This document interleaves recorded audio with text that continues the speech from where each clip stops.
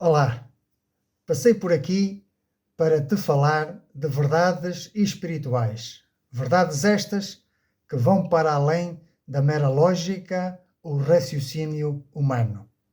E para te falar dessas verdades espirituais, eu preciso de usar a Bíblia Sagrada.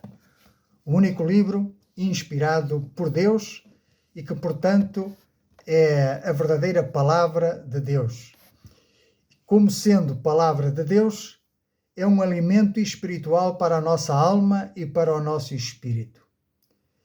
O nosso cérebro gosta de se alimentar da ciência, da filosofia e de tantas outras coisas, mas a nossa alma e o nosso espírito anseiam pelas verdades de Deus. Por isso, eu peço-te que fiques apenas alguns minutos e vais ver que não é tempo perdido. Vou começar por um assunto muito sério. Então, presta atenção. A Escritura descreve a humanidade como separada de Deus por causa do pecado.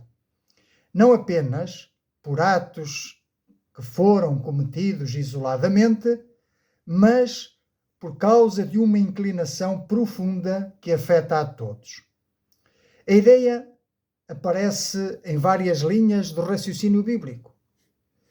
Não está apenas num texto isolado. Não. Existem vários textos que falam desta realidade. A Bíblia, portanto, apresenta o pecado como algo que atinge toda a humanidade, sem exceção. Portanto, o pecado é algo que afeta toda a humanidade. Todos falharam. E todos falham, ainda hoje, em viver segundo o padrão santo de Deus. A queda de Adão é vista como o início de uma condição herdada. Uma humanidade inclinada ao egoísmo, à rebelião e à autossuficiência. Foi precisamente isto que nós herdamos de Adão, o primeiro homem criado no Jardim do Éden. Esta visão não depende de comparar pessoas entre si, mas é de compará-las com o caráter perfeito de Deus. Se olharmos uns para os outros, certamente veremos que uns são melhores do que outros, segundo a nossa lógica, segundo a nossa perspectiva. Porém, nós devemos comparar-nos com o caráter santo e perfeito de Deus. E então aí nós concluímos que somos pecadores, somos falhos. Porque Deus é absolutamente santo. Agora, a culpa existe porque Deus é apresentado como perfeitamente justo, moralmente puro, totalmente coerente com o bem. Então nós, para além de sermos pecadores diante de Deus, sentimos-nos culpados, porque Ele é bom, Ele é justo, Ele é perfeito e nós traímos a sua confiança ao desobedecer-lhe, ao não confiar na sua palavra, ao escolher ir por outro caminho e não por aquele caminho que Deus designou uma pessoa, o Senhor Jesus Cristo, que disse: eu sou o caminho, a verdade e a vida. Não existe outro caminho. Portanto, diante de um Deus assim, qualquer desvio, quer seja internamente ou externamente, através de ações, é significativo e para Deus não pode passar impune. Agora, deixa-me dizer-te que a Bíblia não mede culpa por quantidade de erros, mas pela ruptura do relacionamento com o nosso Criador.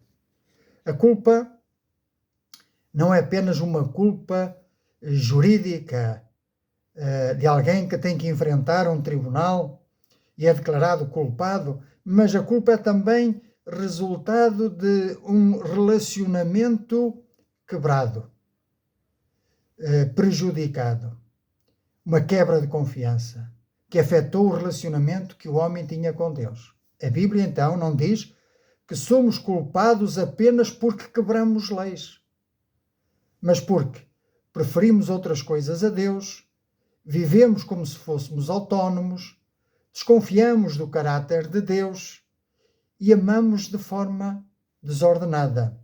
apenas sentimental e não por uma decisão, por um caráter santo, justo e bom.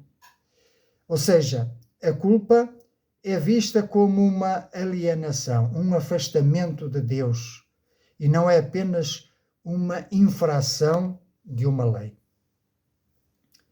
Agora vejamos, a culpa é universal porque atinge todo o coração humano, e o coração humano é igual em cada homem, em todos os homens.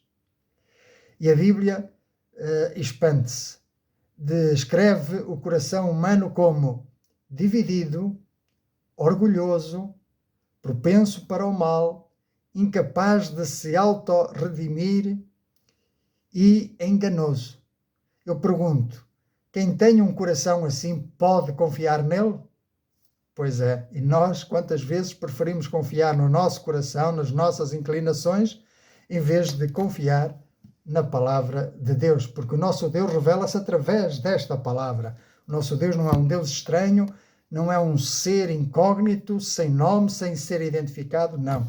O nosso está devidamente identificado pelo Filho que enviou à Terra, o Senhor Jesus Cristo, pelos profetas, pelos apóstolos e pela palavra que deixou escrita. Portanto, não há cultura, não há época ou pessoa que escape desta condição de pecador, perdido e condenado. E, portanto, culpado, condenado justamente. A universalidade da culpa prepara o terreno para algo maravilhoso. E antes de vos anunciar o quê, eu quero vos dizer o seguinte: não diz um ditado que a pior doença é aquele que não reconhece que está doente? Pois se está doente, mas não reconhece que está doente, não vai à procura do remédio para essa enfermidade.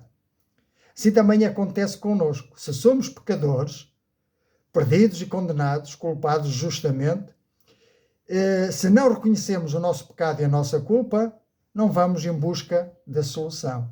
Mas porque a humanidade toda está caída, não há um justo sequer, esta universalidade da queda e do pecado, desta condição miserável diante de Deus, faz-nos perceber que necessitamos da solução, necessitamos do remédio para esta situação tão desastrosa. E essa solução passa pela graça de Deus. Sabe o que é a graça de Deus? É um favor imerecido. É algo que Deus faz em favor de alguém que nada merece. Pois se o merecêssemos, em vez de graça, seria uma paga. Mas Deus veio ao nosso encontro, sendo nós ainda pecadores, não nos tendo sequer arrependido do mal. Diz a Bíblia que éramos inimigos de Deus e Ele veio ao nosso encontro. A nossa condição é que ninguém é bom o suficiente. Ninguém é mau demais. Todos precisam igualmente da graça. Todos podem igualmente recebê-la. A questão é esta: todos precisamos da graça. Não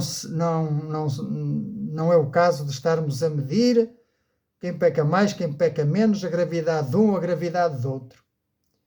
Todos pecaram e destituídos estão da glória de Deus. Agora vamos buscar o remédio, e o remédio é a graça de Deus. Porque se todos são culpados, qual é a conclusão lógica que devemos tirar? Que todos precisam de ser salvos, mas a verdade é que todos podem ser alcançados pelo Evangelho. O Evangelho da graça de Deus, que salva, cura e liberta a todo aquele que nele crê.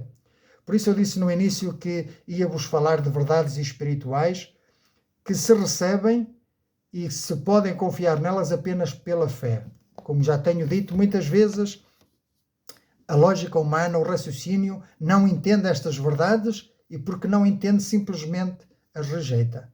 Por isso o meu convite é que aceites pela fé esta palavra inspirada.